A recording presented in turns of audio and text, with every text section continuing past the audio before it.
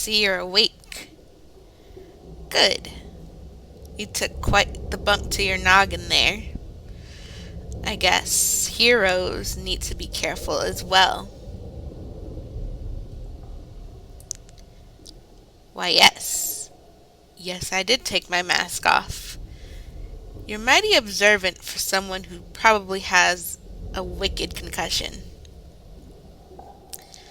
I figured since we're going to be getting to know each other quite intimately that we might as well take away as many barriers as possible. And frankly, I thought you might recognize me. No, not the villain you've been chasing down for 10 years, but someone who knew you before that. I see you don't recognize me. That's not surprising at all. I just hoped that you would be, I don't know, maybe a little, ah, what's the word for it? Humble, compassionate, even remember what you did. Oh, yes, what you did. You see, before you were a hero, before you ran around this town in your spandex and your capes and your elaborate masks, you were a stupid kid. A stupid kid, fresh from your first year of college. And you stupidly decided that after drinking yourself silly, that you would drive home. Ah, yes, I know about it. I know what you did once you became a hero, once you got those connections. How you tried to erase everything from public record. And you did a mighty fine job of it, I'd say. But you'll never erase it from me. I remember that day as if it were this morning. I was 15 years old.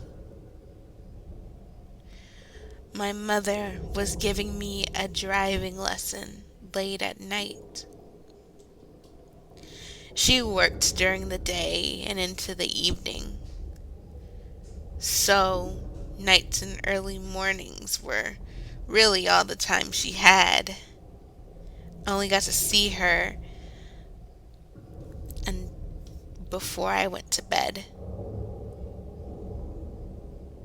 She had been sick for a couple of months and had been putting off teaching me how to drive.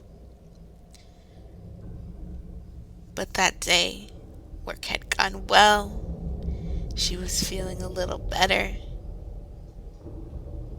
So she told me to get into the car and start practicing what I had learned in school. And so I did.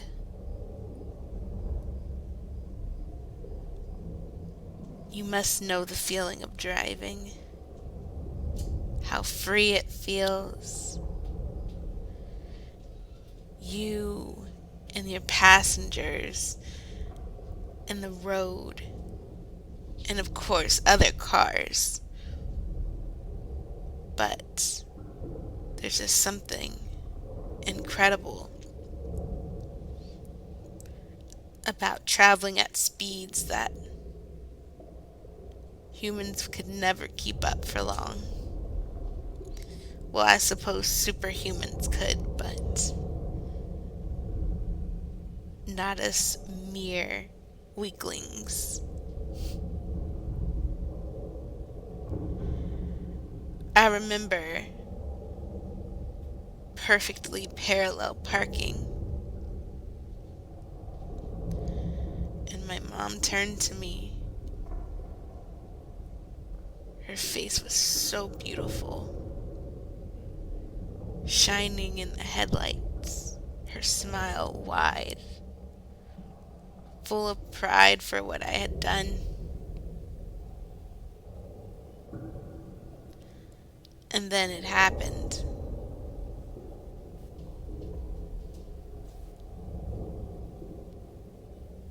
I remember glass. Glass everywhere. In my socks. In my nose. Even inside my ears.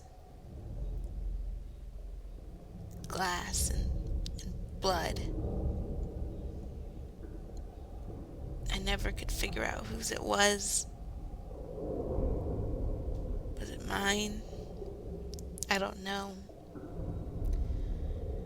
I wish there was some kind of distinguishing factor, at least at the time, so I could have known. And then, after all the glass and all the blood, there was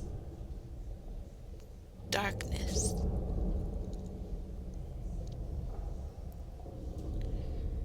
Darkness that I've been living in ever since that day. I knew it was you, so I never stopped following you. I never stopped stalking you.